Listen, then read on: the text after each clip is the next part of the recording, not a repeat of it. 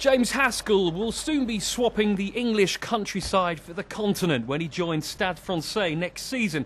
But there's a lot of rugby to be played before then, not least the British and Irish Lions tour to South Africa.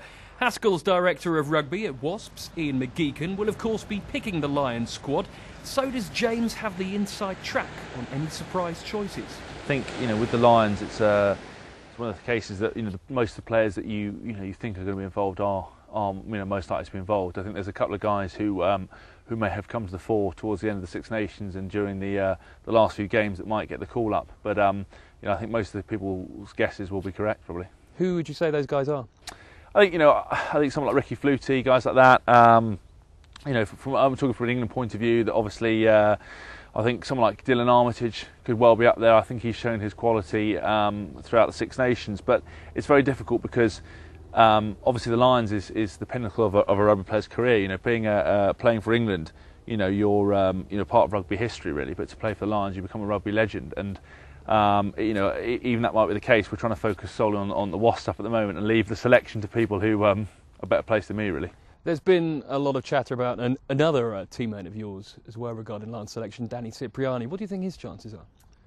I think it's a difficult situation, with Danny because, as I said, we've got remaining games to prove ourselves. I think, Danny, myself, guys at Wasps, it's been a difficult season for us. So, his credentials and his ability, I have no doubt in. But as I said, it is really up to Ian McGeechan and what they want to do.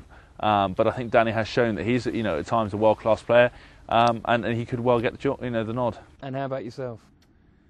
Again, obviously I've always dreamed about going on the Lions. The thing for me, the most important thing with me for playing for my country, and to have the opportunity to play for the Lions would be amazing. I think at this point in time, it is in the lap of the gods. It's up to the coaches. The Six Nations didn't go as well as I wanted it to. I didn't finish in the England shirt, so yeah, I'm not massively confident. I just want to try and finish well for Wasps and start with Stade Francais really. How tough a decision was that to make? Yeah, it was a massive decision. It was a life-changing decision. To uproot from where I'd be very, very comfortable to a little bit of the unknown. But I think in terms of development as a player, for me personally, it's about a new challenge. I never went to university. My life experience has been 10 years of being a Wasps fan and a player, and I want to try something different. And going to a team like Stade Francais is a massive challenge for me. They're an amazing outfit who've been very successful, and I want to go there and learn. Have you learned the language yet? I haven't. I'm in the process of learning it as we speak. Don't ask me to try any because I won't give you any little tidbits. Go on, how far along are you? You must be able to say your pleases and your thank yous. Oh yeah, I can. Yes, yeah, I can. Yeah, I can say merci, and everything else like that. But I think most people can. But to be honest, what I've tried to do is that with Wasps, because we've got a challenge of trying to qualify for Heineken Cup and everything else like that, I've tried to make sure that I play out the rest of the season fully focused as a Wasps player, and as soon as I play my last game in the last day's finish, I then will focus on Stade Francais. I've tried not to combine the two because I would never want anyone question where my focus and loyalty lies. Now, today we're here at the Land Rover Experience Centre. Tell me exactly what you've been doing.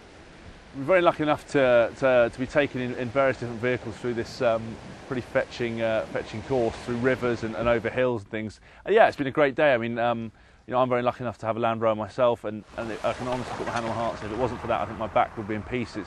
The amount of driving I do, it keeps me able to function. So to take one and put it through its paces as opposed to driving up and down London is a pretty exciting day. What kind of things would you say you've learned on today's course? I just think the ability to negotiate through muddy muddy surroundings, to get some hill climbs and some hill descents, and just dealing with rough terrain really. When it comes to your teammates, your fellow teammates, England teammates, Wasps teammates, who would you say were the most competent drivers? It's a difficult one. I think Tom Rees is a fairly good driver, very sensible, but I think that's his nature. Simon Shaw, I think he's a relatively safe driver, but most of these guys are fairly mature and have families and everything, so you have to be doubly careful when you're carrying other people around with you.